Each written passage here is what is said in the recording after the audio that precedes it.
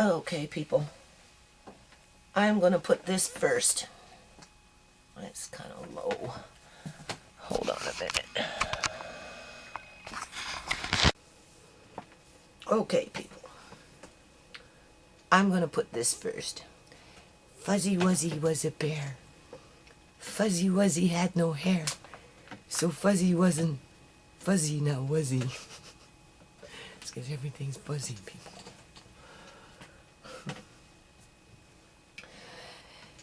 Anyway.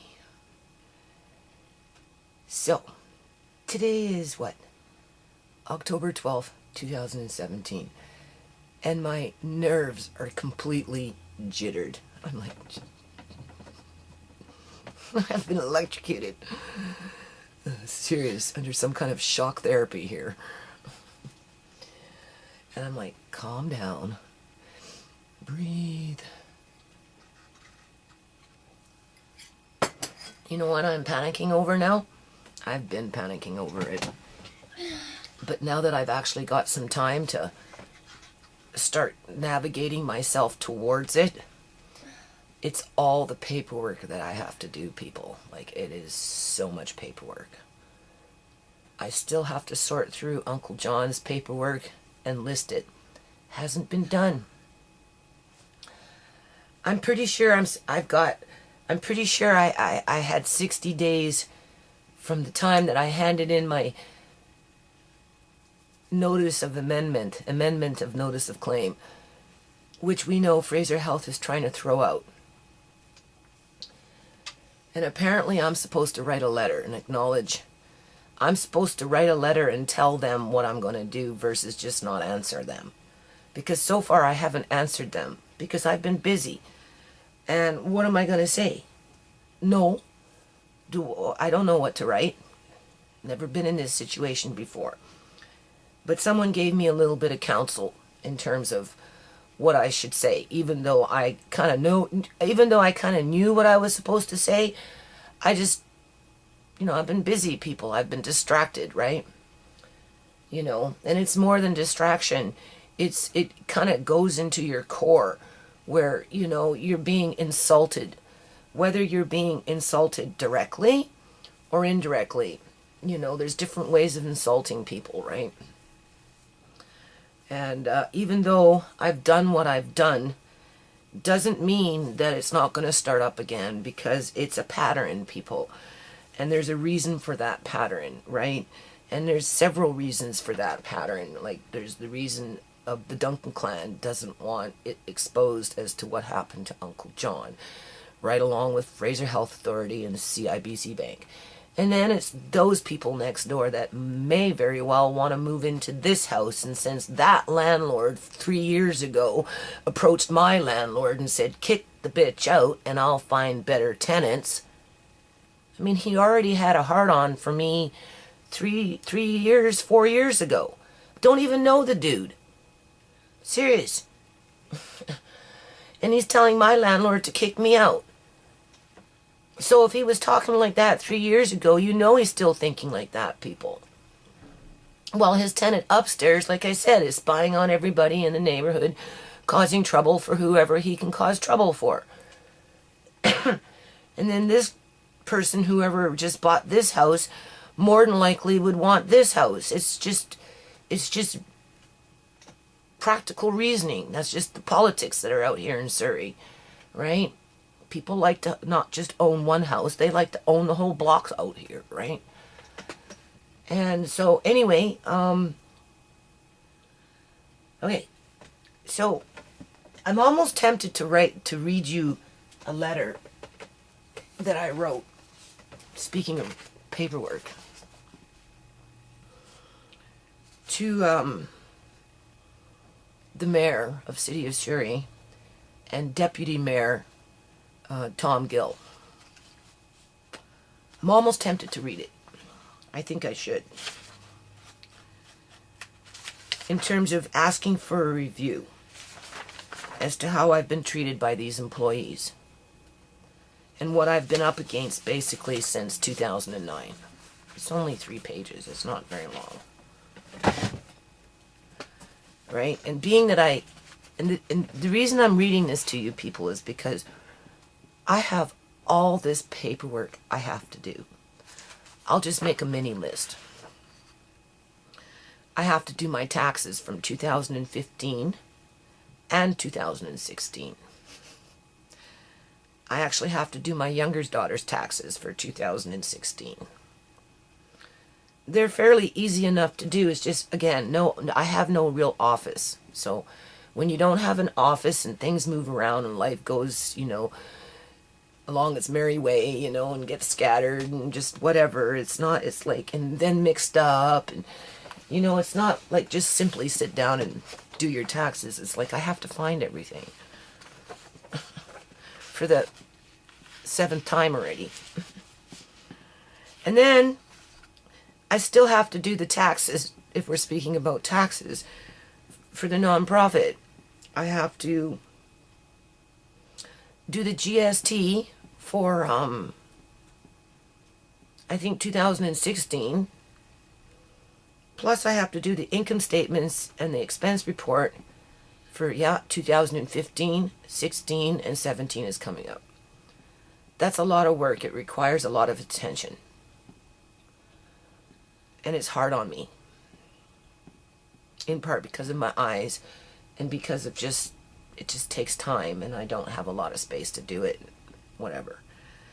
Obviously, we've got that weed marrow on my sewing table, right? With all that stuff that has to be logged for court, sorted out, and never mind trying to find a place for it in terms of storage and out of my living space. Currently, this stuff is piling up in my younger daughter's room in bins. Minus what's on my sewing table and a few other things around the house. Right? So that has to be done. And that's grueling, people. And not only is it grueling, but it's depressing. That's the big one. It's depressing. Because this shit's just been dragging on, and I know it's, like, in part my fault because this stuff isn't listed under the documents section, Form 22. But do you blame me? I mean, I've had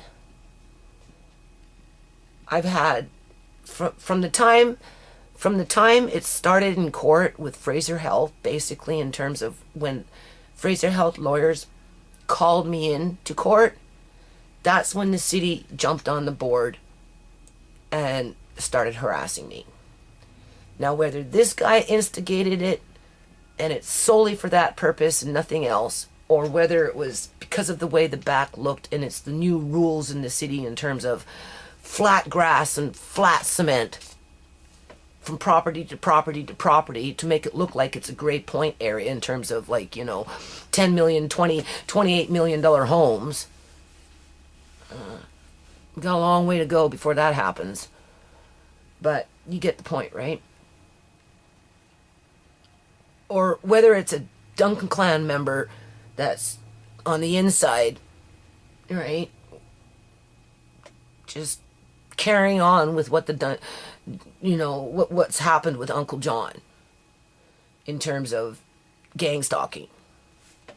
The point is I never had any time to do anything with Uncle John's paperwork, period.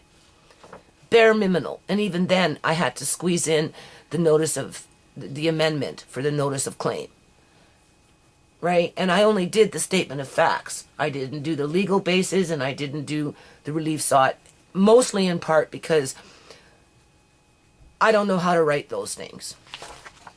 And it's very important that the judge understands that we are dealing with 74 infractions under the Criminal Code of Canada. And being that the court, so far, that's only one master, wants to ignore that fact, you know what, people, I have a mailing list, and I'll tell you who's on my mailing list. It costs me $14 per photocopy of the notice of claim. I'm already calculating it out in my head. So, that's just for Fraser Health. CIBC Bank is a little smaller. It's not as much, right?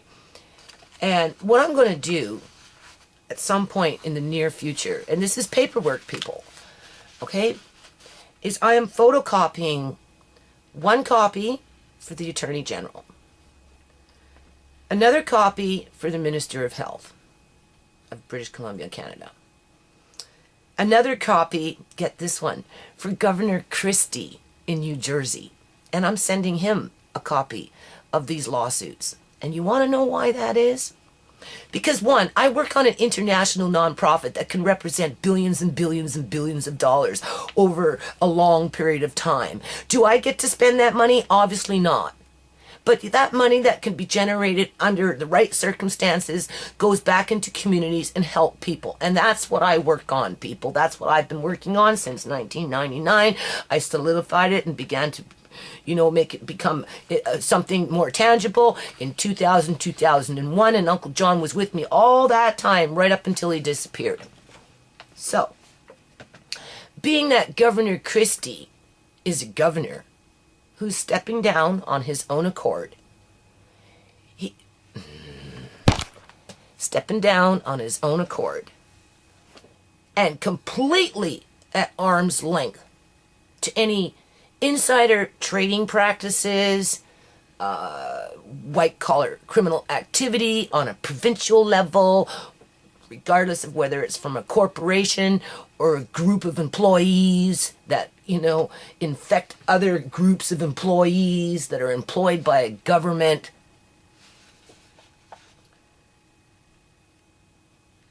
When he receives the information and takes the time to read it, he's going to get some insight as to what's going on in society.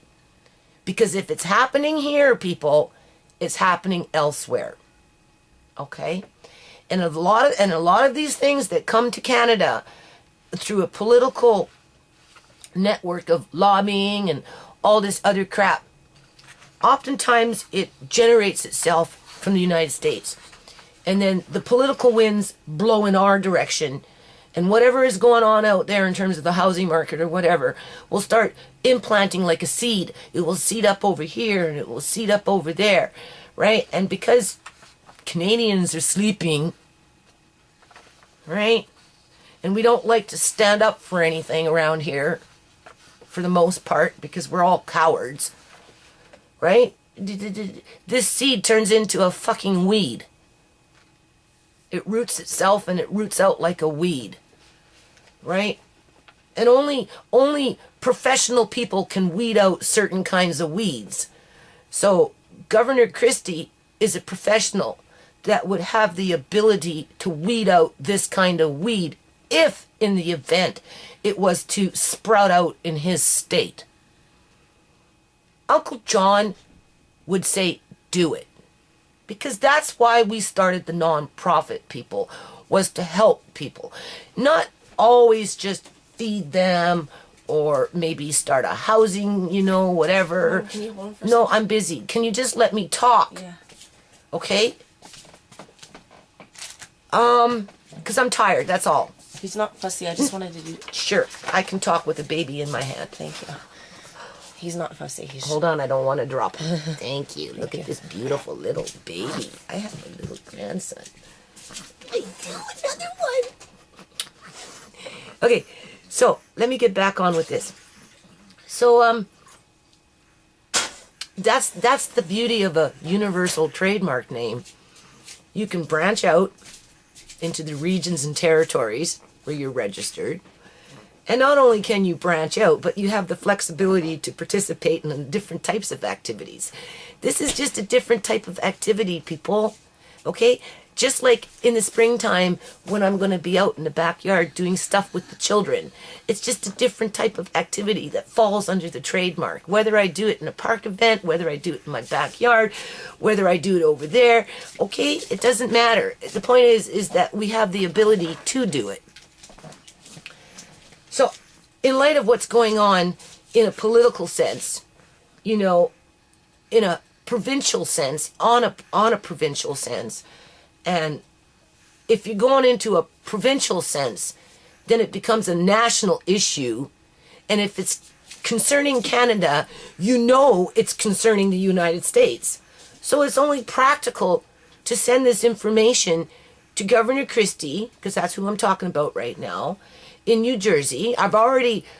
He's a YouTuber. I've already left messages on his YouTube telling him I'm going to send the information for the nonprofit, and and Governor Rick Perry has it, and President Obama has it, and so has it, and so on, and I'd like you to have it, right? Because he has the ability to actually work with billions and billions of dollars because he's a governor, whereas I can only work in a phantom sense. I can fathom it. I can imagine it, right? I have the ability to see how the trademark can actually work under the right circumstances with the right team, more than one, to generate billions of dollars. And because it has the potential to generate billions of dollars, I haven't dropped the ball yet, people. And therefore, sometimes I have to settle for the little things, like this spring coming up. I have to settle with, well, gee, you can't go out back to Gateway and work with the kids there. Not that you can anymore because they're all grown up now. But you can connect with the kids across the street in a subsidized housing complex that has nothing that would benefit from what you actually do when you have time to do it, or the resources. I have the resources, I've never had the time. Now I've got the time coming because the yard is mostly done, right? So, okay. So, just as I am going to be doing this with the kids, I also work on other things, right? In terms of, in a nutshell, when I write this proposal for this housing initiative in terms of home repairs, it's just a matter of sitting down and writing it. It doesn't have to be perfect. I just have to get the gist of it down.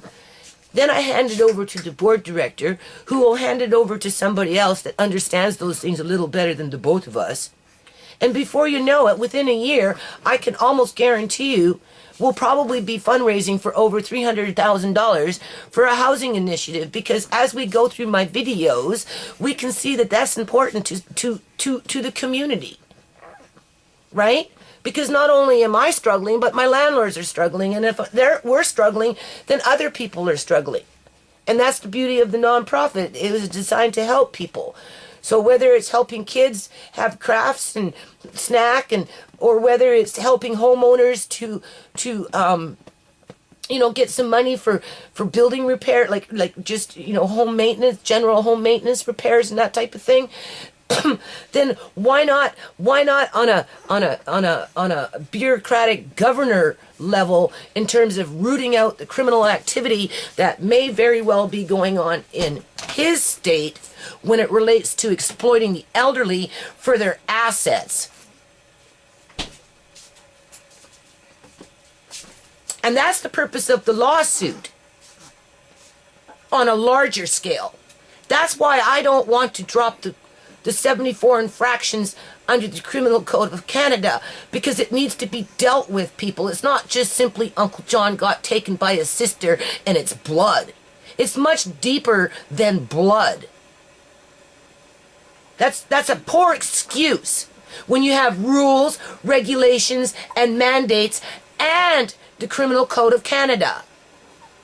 And when corporations start to participate in criminal activity, then yeah, governors and premiers need to know.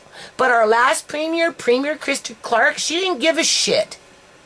She didn't care who she hurt, whether it was children, whether it was elderly, whether it was the teenagers, whether it was the families. She didn't care. There was no color line. There was no racial line. There was yes, there was a financial line in there, because the rich got richer and the poor got poor, while the middle class started losing what they started losing. They chipping away. Just like they're chipping away with the middle class in the United States of America, they're chipping away over here at the middle class. And if you wipe out the middle class, then people like me can never stabilize our lives. We're not asking to be middle class. We're just asking to be treated fairly, to be treated as an equal. Okay? I'm happy with my home. For all its flaws, people, I'm happy. for all the harassment that I get and everything. I'm happy when I pull a potato out of the ground. I'm happy when a neighbor can come over and grab a bag of tomatoes and go home and feel good about themselves. I'm happy that I've got beautiful sunflower seeds still out there in the rain, and my neighbor across the street said, oh, I love your... it wasn't even my neighbor, it was somebody else this morning said, oh, it's really nice, I love your... You know, I'm like, oh, well, gee, thanks. Right? So, let's get back to Governor Christie, because I think he's going to be a key player in this, because, you know, he doesn't remove my posts. He's probably done his research on me. Probably knows Governor Rick Perry. Right? And I've already posted on Governor Rick Perry's Facebook page to vouch for me in terms of federal review. Right? Okay? Maybe I'm not out in the community in the United States with the kids, but I'm out in the community with the politicians, people. And that's why they need to stay in the loop. And that's why Governor Christie is going to get a copy, which is only going to cost me $14 for the Fraser Health Authority, and maybe $10 or $9 for CIBC Bank. And I'm going to send them to him along with my nonprofit information. And being that he's a governor who's stepping down as a governor on his own free will, he's got nothing to gain to read that without bias outside of some insider information as to what kind of criminal activity that's going on in society today, as taxpayers pay for it, basically.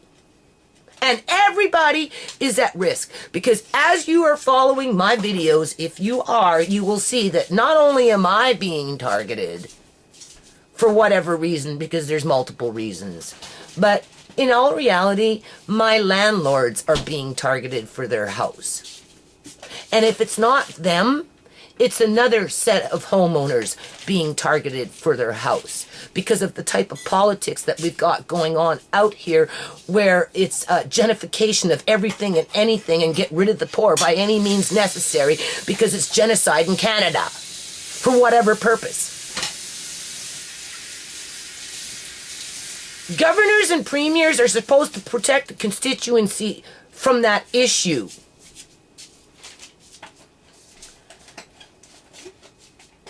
Right? It's not a game. We're dealing with thousands, tens of thousands, hundreds of thousands, millions of people's lives here. So when I send this information, Uncle John would say, do it. You're doing a good job. Because if it helps 10,000 people long term in the state of New Jersey from the things that happen, like what's happened to Uncle John and us as a family because of corporate criminal activity, then the nonprofit served its purpose. Just like when I go out there in the back this spring and summer, and I go out there and I do crafts with the kids from across the street that are living in a subsidized housing unit that have absolutely no programs in there for them. And I have experience, people. I lived in an apartment. I was working with 40 to 60 kids a day. When I told this to my landlady, she said, oh, you're always talking. You say, but you never do. And then my younger daughter had to pipe out and say, yeah, but we used to do parks. This is the thing. People forget. And if they forget, they don't want to acknowledge it. Just like they forgot that I did 7 years in this freaking yard. This yard just didn't happen to materialize all like this by itself. It took 7 years of fucking labor, hard labor. A lot of dedication, a lot of focus, a lot of love. A lot of patience, a lot of fortitude, a lot of vision. I had vision. Every day I was out there, I had vision. Well, when that lawsuit goes to New Jersey, trust me, people, I have vision. And if it helps 1,000 people, if it helps 100 people, if it helps 10,000 people, because someone like Governor Christie can make it happen where he figures it out because now he knows what to look for.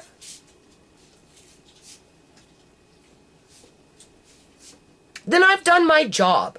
So I do the big things and I do the little things. So right now I have to get into the paperwork. That's what I'm trying to say. There was somebody else that was on my mailing list. I might even send a copy to Governor Perry as just as a follow-up. Hello, Mr. Perry. How are you? You know, haven't talked to you since 2010.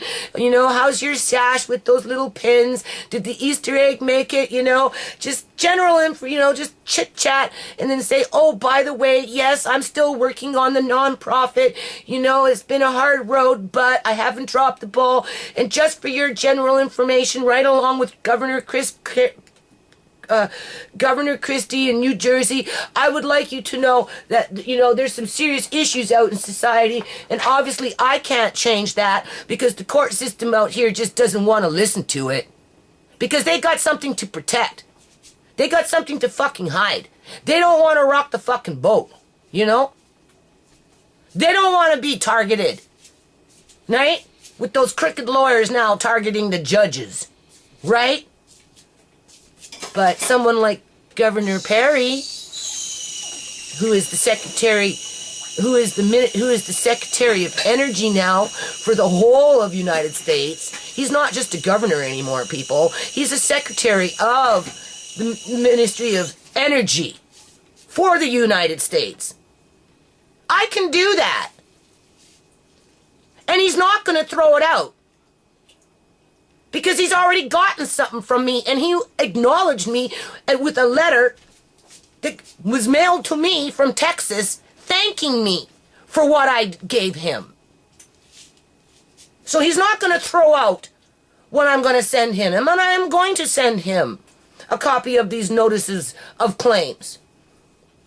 Because if it helps 1 million people throughout the whole United States, then Uncle John and I, we did our job as founders to this nonprofit. So that's the kind of paperwork that I do, people. That's just some of it. So I have to write a little proposal for a minimum base of at least $300,000 to give to the board director so we can start planning a fundraiser for housing repairs. I have to sit down and make my brain do it. I have to start getting the taxes stuff gathered up and ready to go. I have to write a letter to these lawyers at Fraser Health and explain to them that they are threatening me with their fines even though I'm in dire poverty because of their actions. And therefore, I am not stepping down. I am not dropping the ball on Uncle John. Okay? So I have to do that, like, right away. I didn't know what to do. Now I know. I have to write something. So I know what to write. I wanted to write, but I feel defeated before I even start. You fell asleep. Okay? But because I wrote a letter to the mayor and the deputy mayor, Mr. Tom Gill, right? Come on, Mike, make them. I feel if I could do this, hold on. You got him? Yeah, I got him. I feel if I can do this in one night, people, then there's no reason for me not to go as I gather my strength, because I'm jittery. I'm feeling really, really jittery. Right? If I can write this 3 pages in one night, I'm sure I can sit down and start writing the letter for Fraser Health. It doesn't have to be a long one. It just has to be a short one. And then start sitting down and writing the proposals. Oh, yes, I still have to do the minutes. That's what I mean. I can't do it because I'm just... But I have to do it. It's not that I can't do it. Now that this issue is over with, right, I have to find the time to do this. So that's what I'm going to try and do. But I think I'm going to read this. Because I wrote this in one night. And if I can do this in one night, there's no reason why I can't write the couple of things that I need to write. No matter how I'm feeling. Jittery or not. Okay, I'm going to read it. I am writing this letter because since April of 2015, City of Surrey bylaw officers have been involved with me regarding yard work at the property I live on. and have been living with my family since November 20th, 2009, when we first took occupancy. Consequently, prior to moving on to Ravine Road, I was in a situation where I felt it was necessary to have a city electrical inspection at the last location my family was living at, which was a fourplex on 121 Ave in Surrey, BC. Unfortunately for my family, though, we were evicted from that location within a year because of what happened after the City of Surrey did their inspection, which resulted in no work orders due to severe electrical and structural problems. In addition to, there was an illegal grow-op on the property connected to the laundry room. I almost lost my life because of that issue when a broken water pipe spewed water directly into a dryer that was turned on while the laundry room was being flooded out with water. This is how my family came to living at Ravine Road, from being evicted from a fourplex that had a grow-op in it, as hydro was being hijacked from our suite to pay for it. At one point, hydro was even cut off at the hydro pole for 12 days before I had to make a request for the mayor at that time to intervene to have it turned back on because of my elderly stepfather and his wife and my young children, being it was in October of 2009 with temperatures at 50 to 60 degrees. When renting the house on Ravine Road, I was encouraged by my current landlords to rent it at the time of viewing it. And because my family represented a stable income in terms of 2 elderly persons on disability pensions, with myself and 3 younger children, therefore, when the landlord said to me, "Take the place now and we'll never raise the rent," and that we could stay as long as we wanted, or maybe lose it if you leave because the next person might rent it, we took it that night. We started paying rent on November 20th, 2009, but I did not fully move my family into the house until December 12th of 2009. Once moving into the house and really getting a chance to view the yard, it soon became apparent that the yard itself had been severely neglected by the previous tenants. It had a severe infestation of morning glory growing throughout the whole property, from back to front and from side to side, along with buttercup, clover, and any other kind of weed one can imagine. What I'm trying to say is, once I moved into the house, and because when we viewed it initially in the dark, after I began to do yard work and realized the amount of work I was going to have to do in order to control the weed problem and other issues that the yard had, I didn't have a choice in the matter because I had just moved my family in from a bad situation. Hence, long story short, I have invested tens of thousands of hours of my time over a period of 7 years in this yard to deal with multiple issues, from weed infestations to drainage and runoff problems to bad and dead dirt that was either landfill or large patches of sand that could only grow weeds and nothing else. And this is not to mention the thousands of dollars I have spent over the last 7 years to build in structures such as a functioning greenhouse, a secondary seedling area greenhouse. In addition to, I have either built or had men build for me 4 to 5 sheds over the course of the years so that I could have storage space, as the property had none of this. And I did this all to try and to control weed infestation in general. I have also laid down brick walkways both in the front and back of the yard to cover up the sand or mud and or grit. And while doing that, I have also put in a small pond with my grandson in the front of the yard, with us having plans to put in a larger pond in the year of 2018 after winter is over. I wrote this in one night, a couple of hours. As of today, because of the hard work that I have put into this yard, I can now grow a variety of vegetables to feed my grandson, such as beets, carrots, potatoes, tomatoes, peas, beans, leeks, lettuce, kale, Swiss chard, onions, cucumbers, squashes, and so on, as I now have several garden beds throughout the whole yard, either in the front, back, or on the side of the house. And I also have 8 blueberry bushes, 2 raspberry bushes, plum trees, strawberries, and after 7 years, a grapevine that produces grapes.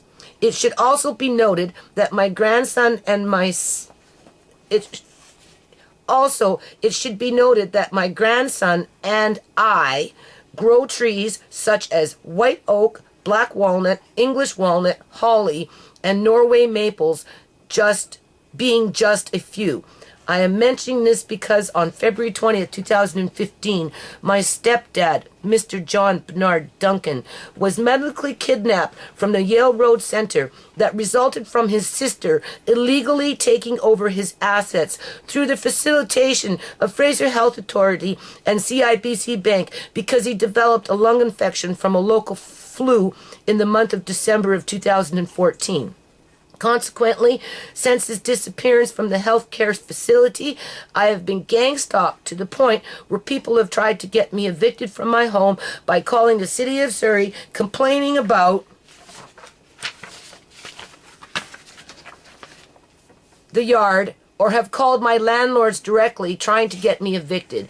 And when that didn't work, these individuals have called Ministry of Children and Family Development, MCFD, trying to get my grandson, who is now 7 years old, taken away from me. I have had MCFD come to my house 3 times since Mr. Duncan mysteriously disappeared on February 20th, 2015, with the more recent complaint that my house was unsafe because of 2 screws in a rail. It should be noted, I have attempted to file 2 separate lawsuits, with one against Fraser Health Authority and the other against CIBC Bank regarding Mr. Duncan, and I have enduring power of attorney to which both corporations failed to acknowledge for their own corporate or personal agendas and or profit. And being that the gang stalking against my persons and my family never started until Mr. Duncan disappeared, it just so happened that the City of Surrey bylaw officers began to target my yard beginning in April of 2015 after I came back from Delta Spring cleanup with compost bins and large children's toys. After my stepdad was medically kidnapped, I fell into extreme financial hardship and have stayed that way ever since, due to me having to take on the total household debt over the course of the 23 years that he lived with me and my children, as Mr. Duncan was legally blind and depended on me as his caregiver. When he was taken, I was left with all the household bills and the household credit card debt load to which I struggle with today and cannot meet each bill every month in a timely manner. I am on low income, with it being $767 per month, and I receive $800 from the province for the care of my grandson, and I suffer from glaucoma with eye pressure of 40 to 50 psi. And because I have been working in the yard for 7 years with all my heart and energy to correct the wrongs in it in order to provide my family with a good home, needless to say, my health isn't very good anymore. However, I look after my grandson, who homeschools, due in part because I am still establishing boundaries with him, being that he was in foster care for 15 months between January of 2013 to March of 2014, as when he came home, he had severe behavioral problems. His mother, my oldest daughter, is a full-blown addict today, and because of the wrongful apprehension of my grandson back in 2013, my daughter has never recovered from that, and no matter what I have tried to do to help her, she is now dying on the streets of the City of Surrey, as Fraser Health Authority does nothing to protect her from very dangerous situations that she comes into contact with every day while facing homelessness with no access to proper health care services. Understandably, I could write a book about all the bad things that have been happening since my stepdad went missing because of the people who took him or who facilitated his disappearance do not want to be held accountable for the laws that they broke under the Criminal Code of Canada, and therefore I have just been trying to maintain on keeping my house so that my grandson can have a more normal and happy childhood now that he is back home with his family. However, City of Surrey bylaw officers, for whatever reason, have targeted my yard as if I have done nothing in the 7 years that I have been living here. First time I was targeted in the yard was for a year straight, between April of 2015 to May of 2016, working harder than I had ever had on things I would have done anyway, and all because of Delta Spring cleanup and compost bins and toys, to which of course led into other things that kept me working in the yard at one point for over 70 days straight without any rest.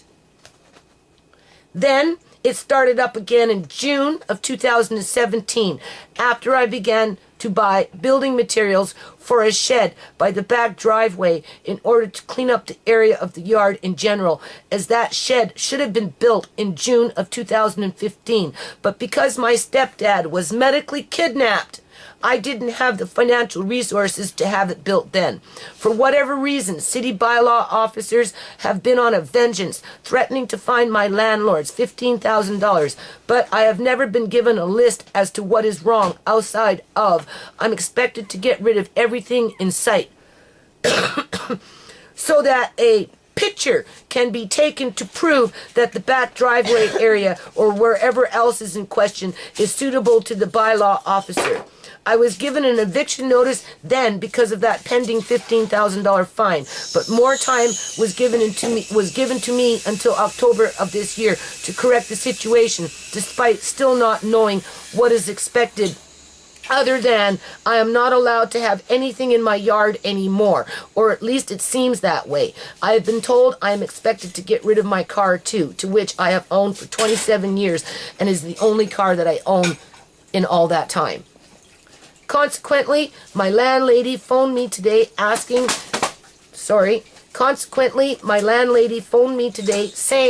that the city bylaw officer is now going to fine her $8,400 this time to do something, to start taking my possessions off the property that he deems unimportant or an eyesore, and including my car. Hold on.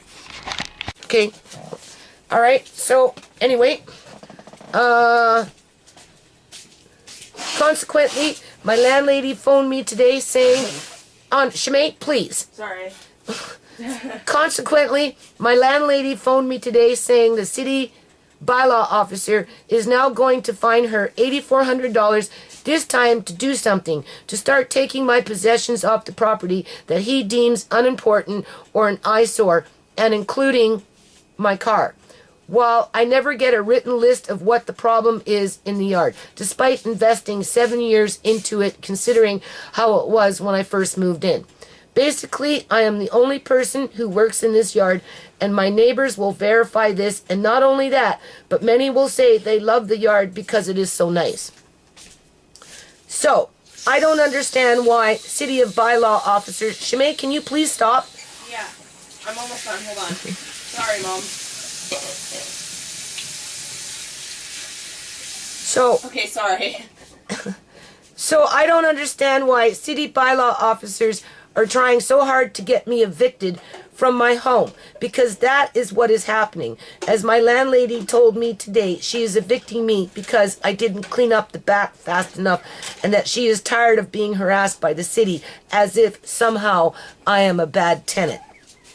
This would be the second time I will be evicted from my home because of city employees. But only this time of what happened to my stepdad, I am now facing homelessness in addition to losing everything I own because I cannot afford to move, as I am completely broke. In addition to, because of what happened to my stepdad and the situation I was placed in because of his disappearance, not to mention the housing market is completely not affordable anymore, even if I could afford to move. In closing, there are general porch repairs that are in the process of being done or will be done soon with the help of my neighbor, and because of that, I still have some building material in the back for that purpose, while my grandson's shed is almost completed to where I just need to add on some more shingles when I get some time. As for the rest of the yard, I am still trying... Oh, please stop distracting me. Sorry. As for the rest of the yard, I am still trying... Oh, please, be quiet.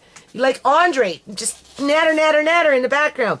As for the rest of the yard, I am still laying in brick pathways to cover up areas where mud or sand is a problem when it rains, and or finishing off pathways, depending on where they are. And I do have to do a few compost repairs that require wood in addition to greenhouse touch-ups, among other general things I do in the yard throughout the year, while the larger pond is scheduled to be put in next year. Consequently, my grandson loves this yard, so for me, he is the driving factor to keep me focused. However, the city bylaw officer has told my landlady I have 1 week from October 6, 2017 to clean up, but with no list to be specific as to what is the problem outside of I am being told I have to get rid of everything in sight and including my car, and if I don't, then a city truck will come to my house while my landlady says I am being evicted now because I didn't do what the city asked me to do in the time that they gave me. So I am asking for a review in this matter, as I am the only one person with a big yard to cope with by myself, as basically I am and have been the only person who has been working in this yard since moving in with my family in December of 2009. And then I say thank you for your time and consideration in this matter. Please note, area as far as I know in question is the back alley, because I don't know, at one point he was going through my whole yard taking pictures, people. Remember that? And then the list jumped from 8,500 to 15,000. Serious. And then it dropped back down to 84. So I don't know. I'm assuming it's just that area over there.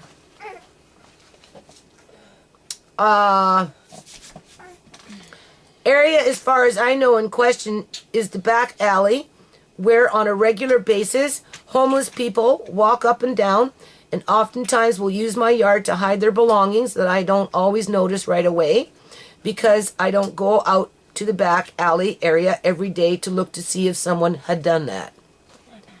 Or homeless people, and including my oldest daughter, will go into my garage and scatter things around, or will take things out and then move them to the end of the back alley driveway where the city would see that as garbage. Or my oldest daughter will come in the middle of the night and scatter planting material, e.g. planter pots, dirt, plants, etc., that she gathers up from the yard around in my back alley driveway, in addition to brings garbage to that area, mostly in the form of cardboard boxes and bags of paper, as she suffers from a mental illness, and will leave boxes full or bags full of pop cartons or random papers. Due to the raccoon problem in the area, every year I have to contend with female raccoons busting into sheds or other enclosed shelters and tearing everything apart that is inside for a period of 3 to 4 months so that they can have their young, while I've had and still have up to 4 to 5 raccoons living in my woodpile throughout the year. Raccoons is another major reason I have built structures like sheds and greenhouses on the property as a preventative measure to control raccoon latrines, which have been a major problem ever since I've moved in addition to weed control. I also believe that while not everyone in the neighborhood is jealous of the yard in terms of what kinds of food it can grow now and how the flowers bloom in the growing season in combination with everything else that is nice about this yard now, I do think there are some neighbors who are extremely jealous and purposely complain to the city to get me evicted so that perhaps they might be able to move in, or at least if they can't have it, then I can't have it too. With Andre's shed now almost completed, I was planning on doing children's activities come springtime with the children from the subsidized complex across the street. as Andre is making new friends there now, and because I have an abundance of Shemay, because I work on as Andre is making new friends there now with the children from the subsidized complex across the street, as Andre is making new friends there now, and because I have an abundance of craft material, because I work on a nonprofit, that opportunity has been taken away from us in light of my recent eviction notice because of what has been happening. Yeah, we So, have a babysitter over there. yeah. So anyway, that's what I did in a few hours.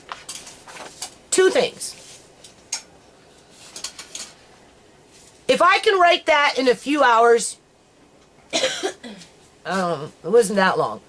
I'm sure I can write that fundraising proposal. I'm sure I can write the letter to Fraser Health explaining my position regarding their threat to have me forfeit on this lawsuit. Okay? If I can write that, I can write those.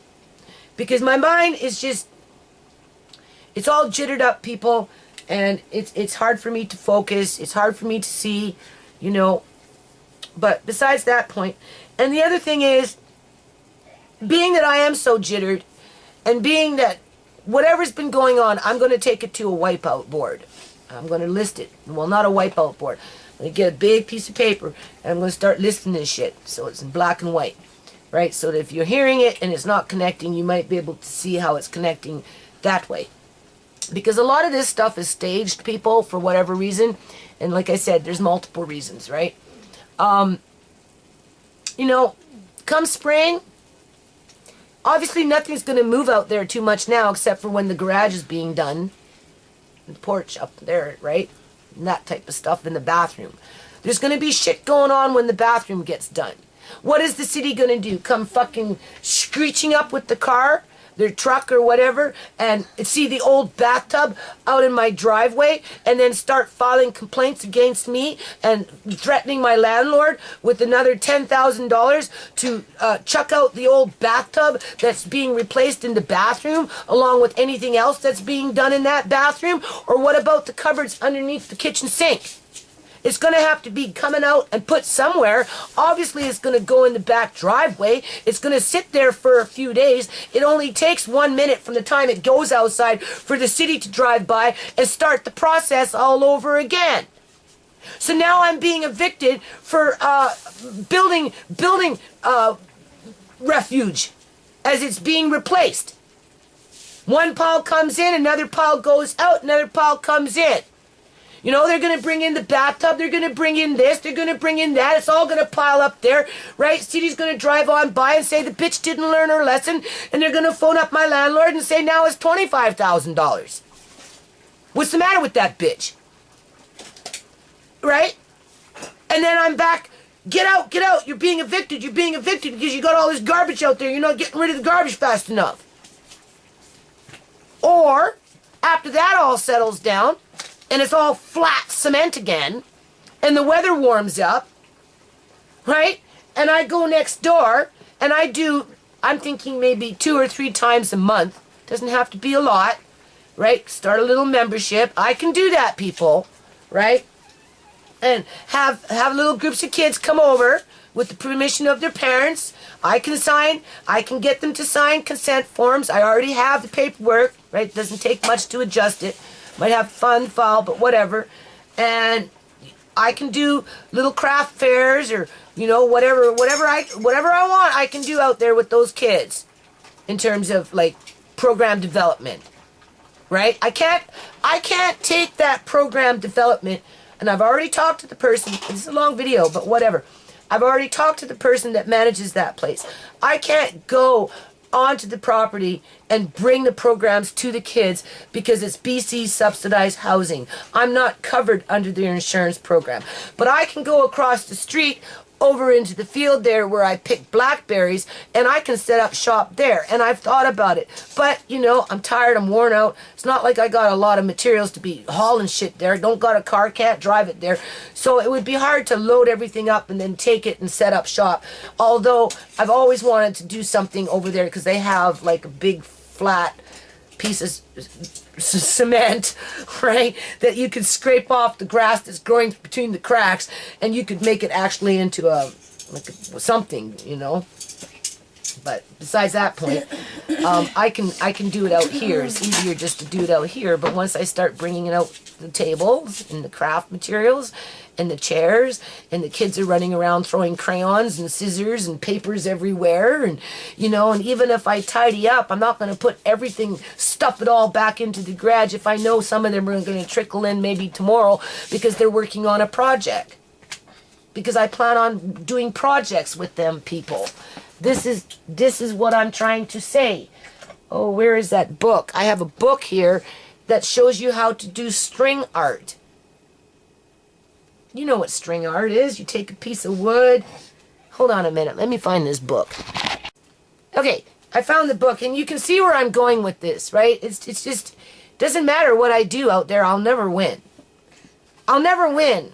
No, because somebody will see something, like I said, it will be either the old bathtub with some broken boards, you know, waiting for the garbage truck to come, might sit there for a week or two, city will come by, and then, you know, I will be the fall guy. That's what's going to happen.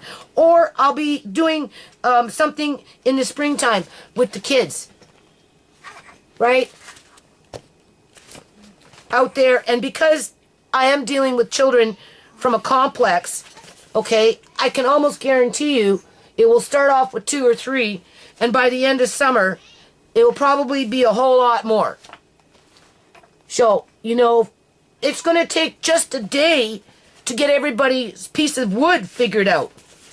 You know? So I'm going to have all kinds of pieces of wood out there as the children pick their piece of wood and start sanding it with the sandpaper to get it ready. And then we have to paint it the next day, stain it or whatever, right? Then we have to figure out how to put the nails in them. And then we have to do that. That's what I plan on doing.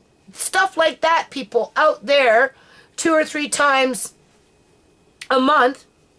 But when you get into this, it's not going to be 2 or 3 times. It will probably be a 1-week project where those tables will, and whatever, will be in the vicinity of. So that when they come back the next day, you don't have to dig for this shit. You just pull it out and continue on with the project. So, ending it on this note, isn't that beautiful? Ending it on this note, just as this stuff is important, so is what happened to Uncle John.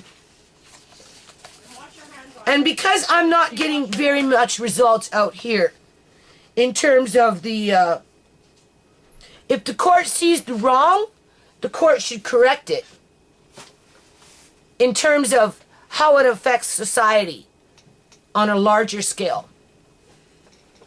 Right? I'm going to have to send it out of the country and have professional people that understand this stuff much better to look at it, to deal with the problem before it really becomes a weed infestation throughout all of society. Because if something like this started in the United States and then trickled over through the winds and seeded itself out here in Canada, because, you know, we're the weaker country of the two, then it can weed itself out. And then as you're plucking it out there in that country, you can begin to pluck it out here. And even if I don't ever see Uncle John again because he dies in the interim of what's going on, he will tell me I did the right thing and that I did a good job. Okay, people. October 11th, 2017. So basically what it's boiling down to is, like, I'm telling you, I'm sure the hater crowd will disagree, but it's kind of like being in a concentration camp when the Nazis started rounding up the Jews. Right? They rounded them up, started taking away their possessions, put them in their freaking holding shanty shacks, and then just came in eventually, took them out with their suitcases after they destroyed their houses, and then fucking took whatever left possessions that they had and killed them off. That's what they did, people. Because what you see here is all being, well, minus that, unless the city doesn't want that there too. Because basically what I'm trying to say is there's nothing left out here. Very little. I left that there, and even then I'm having panic attacks, wondering if that's even good enough. Maybe I should be moving that and trying to hide it in my yard somewhere. Seriously. Obviously I have to move that. My car, that's my car, people. I own that car. That car can still run. And if it doesn't run, I can sell it for parts. It's an 81 Oldsmobile. The parts on that in terms of just parts, like this kind of stuff. The grills. These kind of things. The ones in the back. The one in the back, one piece by itself, like this. I can show you. $70 just for that by itself. If you were to buy a part. If you could even find a part. Because they don't make cars like this anymore. Right? So before I junk it, I'd sell it for parts. And this motor has a different motor in it than what you would normally think that's in this motor. It's a better motor. Right? But I'm pretty sure this thing will spark up once we get it going, and I'll probably drive it for a year. Hold on a minute. So needless to say, it's cold out here. Right? And I'm not feeling that great. Hold on a minute.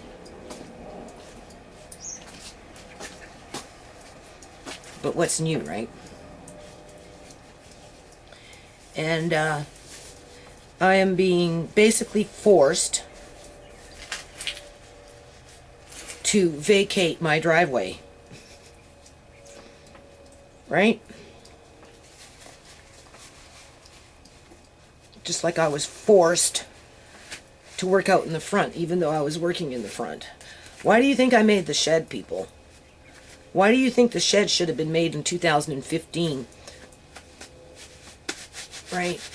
We were going to make the shed in June, July, and August of 2015, but Uncle John was medically kidnapped in February of 2015, and then by April of 2015, I was basically harassed for over a year by the city of Surrey to work in the front, and anywhere else they had me working out there for 70 days straight in the fucking rain, moving wood from one pile to the other pile. Well, this is kind of like the same situation, only now I'm asked to remove everything in view, everything.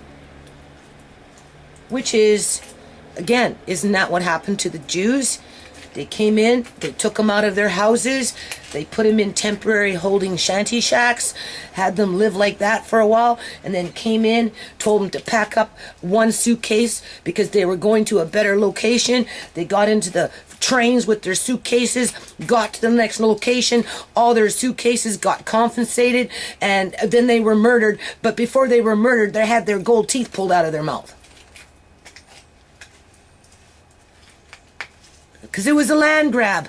It was a money grab. It was a gold grab. It was a genocide. It was a genocide. Well, this is a genocide in Canada against the Canadian-born people. I still feel that way. Nothing has changed. As the predator on that side of the fence and the predator on that side of the fence is lobbying the government, lobbying the city, right, to build in unaffordable housing so that as my grandson grows, he won't be able to afford to buy anything, along with the rest of us born Canadians, regardless of our ethnic heritage. Because, again, who's the next target group? All right? First, I'm being targeted. Seems like my landlady is being targeted. And once this house is gone and sold, between whoever owns these other houses, then their kids will be, somebody else's kids will be targeted.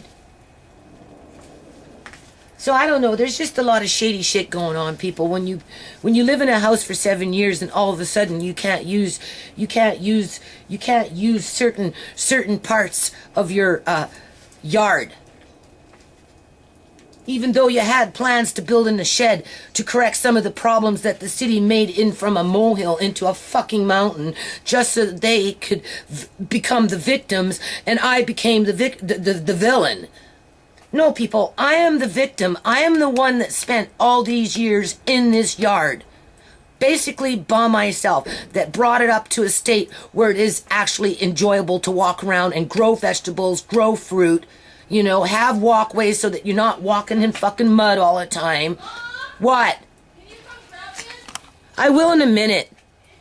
I will in a minute. I understand that. I will in a minute. So, it's the fact that I've been mistreated to get to this result. I've been treated like a Jew from some Nazi state that is slowly but surely getting its tentacles in deeper and deeper into the community. Only it's a divided community, people. There's some people, like I've said in the past, who are prospering and doing very well because they obviously play Monopoly in a very ruthless manner. And then there are other people that take the brunt of the workload, such as myself. We become the mules, we become the dogs, we become the bitches, we become the slaves. You know? With the whip on our back, constantly insulted, never praised.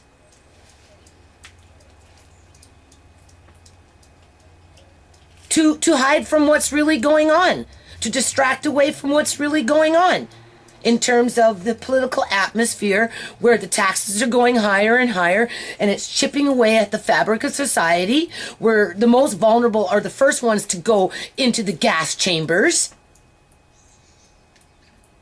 Right? Sure. I'm sure the city is happy now, but guess what I'm thinking? This is what I'm thinking. And I'm going to end it on this note before I start picking up the few last things that are out here. So it's flat cement. Instead of flat grass, now we're looking for flat cement. And that would be... I already forgot what I was going to say. Because that's how stressed out I am about this whole situation. Oh, yes. So, you know, that day when I had everything pulled out and I was repacking the shed with my daughter for the winter. Because once it's packed, I'm not opening it now. I'm not opening it till spring. Because the majority of that stuff that's in that shed is the leftover stuff that I came in with the nonprofit in terms of doing children's activity in a courtyard with 40 to 60 kids in a 12-hour period as I was working on the nonprofit, establishing the universal trademark name. I didn't get a universal trademark name for the simple fact of putting an application in and then sitting there and doing nothing. I actually went out in the community and did things, which at the end of the day accumulated materials. Just like I buy wood or cement. I have cement in my garage. I have wood in my garage.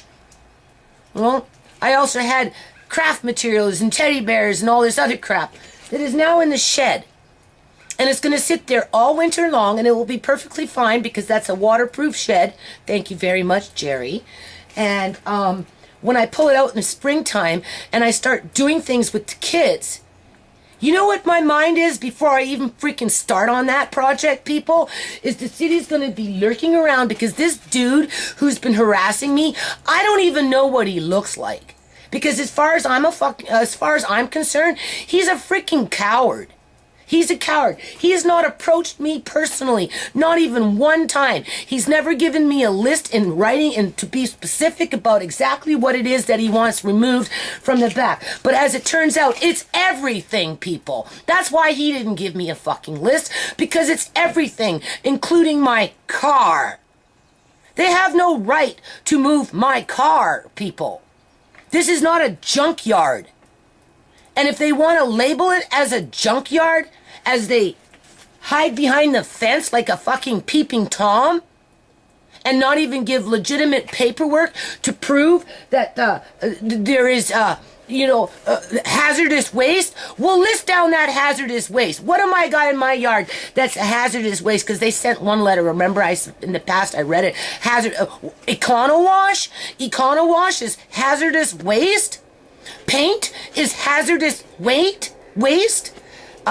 Wood stain is hazardous waste? But they have to test it first to make sure it's wood stain, paint, and econo-wash. And then while they do it, they're going to charge my landlords and intimidate my landlords so they get fed up, sell the house. So this dude next door that just bought this house can buy this house. Because at the end of the day, it's that political monopoly game where he owns this house, this house, this house, then he's going to attack the house over there. These people that have been sitting there, do they think they're all cozy? Wait till their turn comes. Wait till their turn comes, because if they own this house, that house, that house, and that house, it's just a matter of time before they're going to want that house, and the house, and the house, and the house, and it's just a trickle-on domino effect, people. So I'm out here in the springtime with the kids from the courtyard over there with the subsidized housing. So I'm out here with 15 kids, anywhere from 5 to 15 kids, because that's what's going to end up happening by the end of summer, people. I can almost guarantee you that.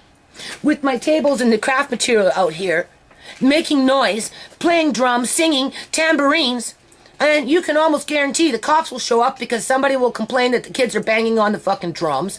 And if they're not going to show up for that, they're going to complain that there's too many kids running around in the alley. And if it's not going to be that, it's going to be the city showing up because I didn't put everything away fast enough after we were done making mobiles. And then my landlady's going to come again and say, oh, we're getting complaints again that you're out there making mobiles with the kids and making a bunch of noise. You have to move. You don't see it coming, and you can't see that that's not Nazi Germany?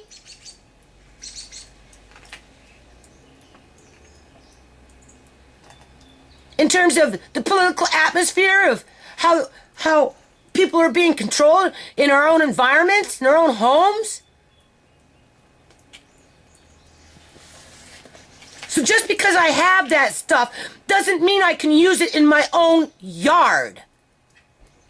Whether it's my driveway, whether it's in the front of my yard, because the front of the yard is a no-go zone as it is. It's got to be pristine and perfect. I'm pretty much giving them what they want. Now, they're attacking me in my fucking driveway. And I'm like, this is great. This is great. I can just see how it's going to work with these kids come spring and summer. I'll be mad dashing around, gathering everything up just to put it away. And who the fuck wants to drag it all back out just so that you can have, do something and then drag it all back in, hide it because the city is lurking behind the fucking corner over there with their spyware and the dude over there with his peeping Tom fucking spyware.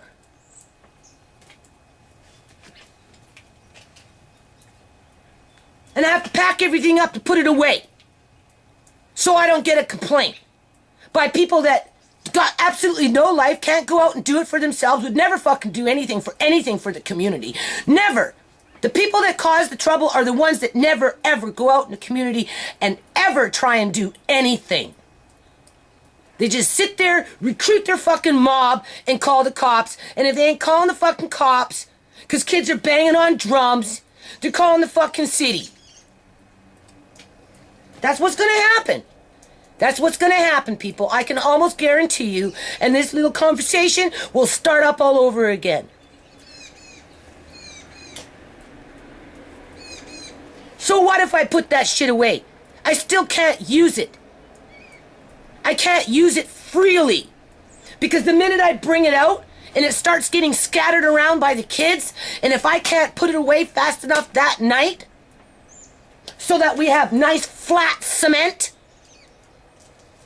when the city guy walks on by, who never shows his face, who's always ambiguous about what it is that he wants, but at the end of the day, it's flat cement, and nothing but flat cement, because you're not allowed to own anything anymore. Agenda 21, Agenda 30, they are chipping away at people's property, people.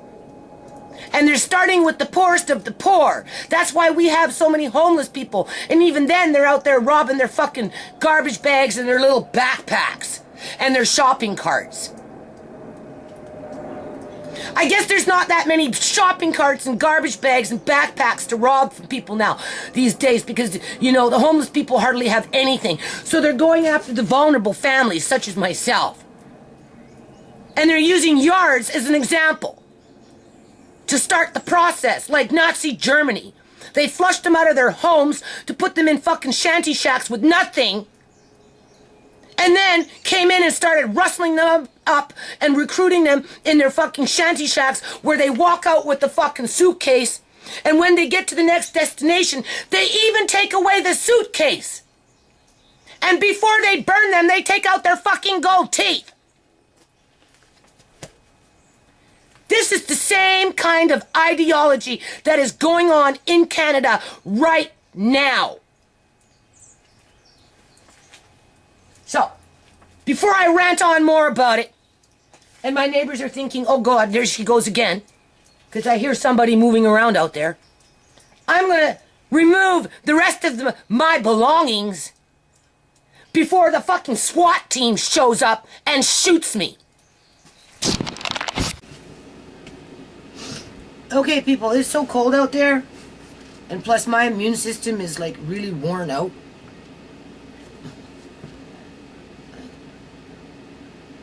My PSI with my glaucoma is 40 to 50 every day. I'm not even using the eye drops, people. I use the eye drops. The only thing that happens is my nose starts running, right, like non-stop, right? I wake up in the morning, I have to turn my head upside down, gotta blow my nose out, you know. Still have that pressure in my head, ringing in my ears, right? The only thing I'm not feeling is like as if my eyes were being poked out. And that's only because I'm not seeing the eye doctor with those machines that push up on your eyes and practically push them into your head. So it's not like I got those thumbs in my eyes, gouging out my eyes. But I definitely still got the pressure in my head, you know, right? That type of thing. I'll use the eye drops once in a blue moon just to think it might be helping, but... So anyway, I'm just warming up right now because my hands are freezing because it's cold outside today. Right? And I'm mad. I'm out there mad because it's just down to flat cement. If I had 8 cars out there, it'd be no problem. Right? Well, 8 might be a bit too much, but if I had 4 or 5 cars out there, nobody would say anything. That's business as usual. Right? The more cars, the merrier. Right? As long as it looks like a parking lot or a baseball field, you get a thumbs up by these, who knows what they are. Because I'm starting to think some of these city bylaw officers are being paid off by property developers to target individuals randomly from time to time. Right? I mean, obviously they're not going from house to house to house to house, day after day after day after day. They spread it out over a period of time. So what I'm trying to say is those people over there behind the fence, if they think that they're safe now that that house has been sold, and those 2 owners, probably in partnership with each other, want this whole block, I'm talking the whole city block, they might not go after these guys this year, but within the next year or 2, they probably will, people. They think they're sitting safe, but they're not safe because they're not Punjabi. They're not, definitely not Punjabi. They're not in with that group, right? They're in a different group. So, that's just, I don't know. I don't know what the BC Liberal government did to this province, but they sure in hell didn't do anything good for it, that's for sure. They didn't do nothing good for it. Absolutely nothing. So obviously I'm sitting in Uncle John's chair wondering how he is. Thinking about him being in his sister's dungeon.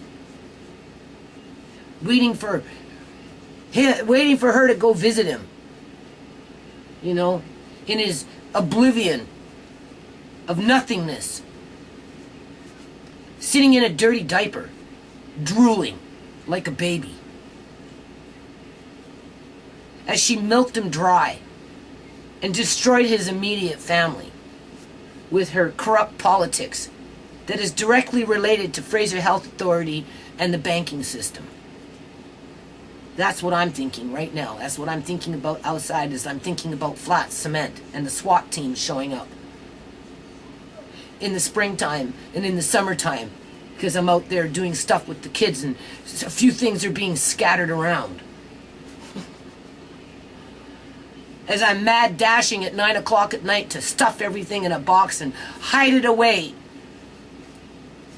so it can stay flat cement. Now, if that isn't fucking Nazi Germany, I don't know what is.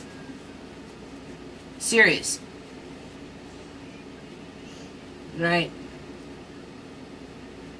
But nobody wants to rock that boat, because if people start talking like that, then they're going to get targeted. That's what's going to happen. There's two kinds of people. You're either one like me, that you're the one that gets targeted, or you're the bought-off snitch next door that sits there with their cameras and their cell phones and listening and looking into people's windows, and you get paid for that. There's only two kinds of people. I was just sitting here thinking, I wonder how they approach these people. Like, do they knock on your door and say, oh, I got a proposal for you. I'll give you $2,000 a month if you spy on this person, and this person in the neighborhood, and you keep a little fucking list so that every now and then we can spring on them for our own political agenda, for whatever that agenda is, whether it's to fill up the jail system, whether it's to throw more kids into the foster care system, whether it's to put people out on the streets so, you know, they're homeless, and there's that, you know, exploitation of prostitution and drugs and that type of system, or seriously, people, seriously, because that's what's going on. Go on the internet, other people will tell you the same damn shit, right? I'm just warming up.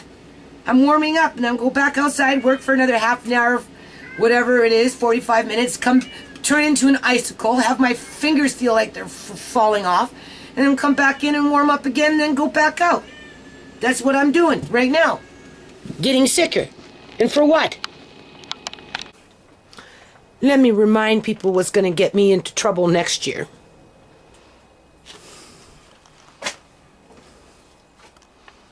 That right there, people, is what's going to get me into trouble next year when I go out in the back on that flat cement. Right? And try and do something with the kids. Because I swear, there's just too many people out in fucking society that just hate kids. They don't like kids having fun. They don't like families feeling safe and secure. Right? We're going into a Nazi Germany state, people. Okay, people. It's raining now. So anyway, I just want, you know, one day I'm going to be dead, and these videos are going to remain. One way or another, the videos will remain. And people are going to reflect back on the things that I was saying when I'm dead. After I'm dead, so another 10 years from now, 15, maybe 5, maybe 20, maybe 30. At some point, I'm going to be gone, and these videos are going to remain. And I just want to remind people that I am considered what is called a soft target. I am a woman with children, whether they're my own children or whether they're my grandson. My oldest daughter, as far as I'm concerned, is being murdered off. I had a neurologist call my house again today to book an appointment for my daughter, because apparently she's having seizures now, people. This is what I've been trying to say. She's out on the streets and all of a sudden she just collapsed. And then if they're not rushing her off for blood transfusions, they're trying to jumpstart her fucking heart. Okay? And then they toss her out in the rain after they've done giving her a blood transfusion, like they do with many, many other poor people out there, whether they break their feet or their legs or whatever it is. But unlike Uncle John, he goes into the healthcare system for a lung infection. Next thing you know, they do a battery of fucking tests on him. And because it's already well established that when old people get a lung infection, they get a little delirium, but that delirium was enough for him to get a fucking brain scan. But not for my daughter. No, she's got to go book an appointment with a neurologist just to get a consultation before they'll do any brain scans to find out why she's having seizures. Now, why is that, people? Why is it that John can get a fucking brain scan 2 weeks into being into the hospital as the social workers and the rest of the healthcare team is plotting and scheming how they can take over his assets and defame and decharacterize me, even though I'm the one with the enduring power of attorney for the last 25 years, and the only time John went into the fucking healthcare system in that 25-year period while he was with me was one time for his prostate.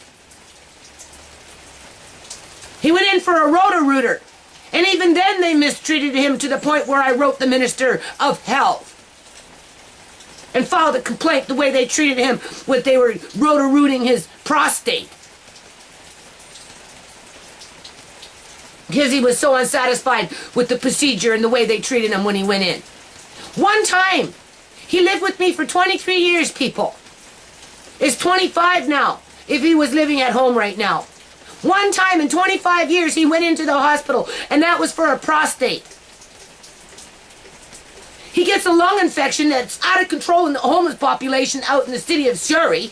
He gets a little delirium. I send him to the hospital so he doesn't fucking die. And what happens? They give him a brain scan, scoop out his brains, put in freaking styrofoam, and medically kidnap him and take all his assets and trash his family. And then tuck him away like their dirty secret. Because I'm a soft target. They know I can't get a lawyer. They know pro bono won't do it. Because it's just another fucking gang. Nobody wants to rock that money train, people, with all these houses being picked off one by one. As my daughter's running around out there in fucking 55, 60 degree weather now, waiting to have another seizure or just bleed out on the street so the ambulance can come pick her up and rescue her and take her to the loving hospital with the loving nurse so they can save her and then throw her out back in the rain and with a little piece of paper saying, here, make an appointment with a neurologist for a consultation so we can figure out why you're having brain seizures now. Why don't they keep her for a few months? They kept Uncle John for a few months before they fucking shipped him off into a dungeon. If they can keep Uncle John for a few months, why can't they keep my daughter? Why can't they give her an operation to stop her from bleeding out? Why can't they give her the brain scan to find out what the fuck is going on with her brain? Why can't they get her to stable out on the methadone instead of just not give her methadone and then throw her out in the streets knowing that she's just going to start using heroin again because she didn't get her fucking methadone at the hospital? Or a script? Or whatever that cycle is that these poor individuals, human beings, are entrapped into. As people like me, soft targets, are being preyed upon. Like, you're pissing me off, people. Pissing me off. I'm gonna do a fucking chart. I'm gonna do a fucking chart. Serious. Because my comfort in all of this is to know that these videos will remain. And it won't be a wake-up call for somebody else somewhere down the fucking line. Because somebody else is going to be their turn. Because it's a long fucking line. And somebody's making good money off this fucking line. But not enough of us are speaking out about it. For whatever reason, whether we're scared, whether we don't know, whether we're too sick. There's just not enough of us speaking out about it. Not enough of us filing lawsuits against the ones that perpetrate this shit on the most vulnerable in our society. My daughter is a blood sacrifice to these fucking selfish human beings that come into Canada and work on wiping people like her out. As they put their focus on the mothers, such as myself. Make it look like we're the bad tenants. We do everything fucking wrong. Right? Oh, you didn't work hard enough in 7 years in that fucking yard. You're still not working fucking hard enough. Get rid of everything. We want flat grass and flat cement. And then after we get that, we're still going to find a way to kick you out once you get out there and start doing something with the kids. And then once we kick you out, fucking break your spirit, break your soul, break everything that is around in your existence, because this is not your country anymore. It belongs to somebody else. Well, the sellouts, the Duncan clan, the health authority, the banking system, they're all on board because they seem to think that money is going to buy them fucking security. And it will for a while. For a while. It will for a while. A few of them might die off rich, right? But sooner or later, something's going to happen and the shit's going to catch up, and it's going to be their great-great-grandchildren that will be in the position like my grandson that has absolutely no future. Who the hell's going to pay $10 million for a fucking old bungalow? But that's the direction that we're going in. And then be harassed while you live there. Because you're just another soft target. Why don't they go after the real criminals? The ones that bring in the methamphetamines and the fucking fentanyl, you know, that kind of shit, and the fucking heroin from Afghanistan. Huh? Why don't they go after Bill Clinton and Gordon Campbell? Huh? Well, why don't they go after John's sister? Huh? Why don't they go after the corrupt banking fucking system and the corrupt fucking workers within the healthcare system that steals old people's assets in the hundreds and hundreds of thousands of fucking millions of fucking dollars? Huh? Why are they only locking up the petty fucking criminals and never the ones that cause the most damage in our society? I'd like to know. John can get a brain scan, but Sierra can't. John can get locked up in the hospital for months and months and months and months. 4 or 5 months later, he got locked up just long enough to do the fucking dirty work, paperwork. But Sierra goes in for a blood transfusion and thrown out the next day. Rain or shine. So the ambulance can drive up 2 weeks later and scoop her up off the fucking ground again and take her back and repeat the process. And then they wonder why she's having seizures. What a fucking joke. Because she's a soft target. And they feed off of this shit, people. They fucking feed off of it.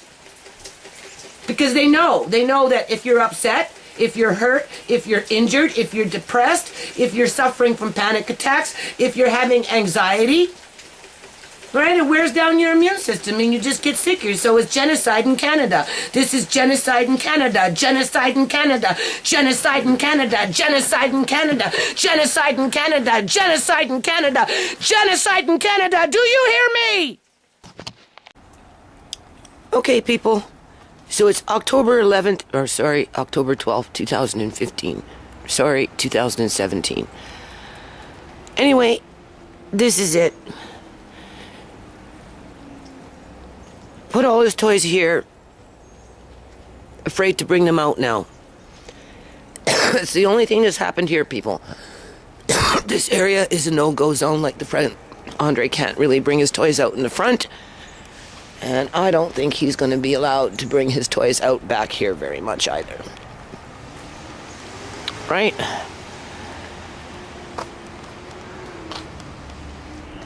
In terms of playing, it's always going to be an issue, right? I mean, obviously it's winter now, so everything that's in the shed and whatnot is going to be put away. Now, mind you, I don't really like this dirt, especially when it gets dry, and he's, but besides that point, people, he can't, there's no, I don't know. It's like genocide in Canada. But serious, they start terrorizing the children young. They make them afraid young. Right? They're putting fear into people just to live lives and just whatever. Like, I'm going to do that chart, people, over the next week or two. And I've got some paperwork I have to do. Right? So I'm going to work on this paperwork. I'm putting a proposal together for a fundraiser to pass it all along to this board director that's helping me with the nonprofit. But because of all this drama, I haven't been able to really do anything for the nonprofit, right? Other than just videos talking about issues in the community, right? That make it so that, like I said, what's going to happen when the children's toys start coming out, or if we build something out here, you know, like what's going to happen, people, when I have to pull everything out of the garage and bring it out here so that, you know, for the next 2-3 days or whatever, however long it takes for this stuff to get repaired up here, you know, it's just going to, I just feel it's just going to start all over again. It's going to start all over again because that stuff in there will be put out there at some point. Or maybe we'll do some walnut art out here or something, you know? I mean, it could be anything. Maybe a homeless person will come by and throw their bag in my yard, right? Because that's what happens. You know, I get people throwing their stuff in my yard. You know, their bags and shit, and they hide it. They hide it in nooks and crannies. I get people sleeping in my car. I get people sleeping in my garage. I have had my children come out in the morning to go to work or whatever, come walking through here, and there's people sleeping in my garage. Okay? And the kids just keep on walking. Guys saying, oh, I'm just sleeping. You know? It's bullshit. I feel so crappy, people. You don't know how I feel. Sure, the city likes this phantom dude, right? This phantom dude that drives up and down the fucking alley. You know, stalking my yard. And I'm pretty sure it has something to do with these two houses. This one over here and that one over there. And the owners of those houses want this house.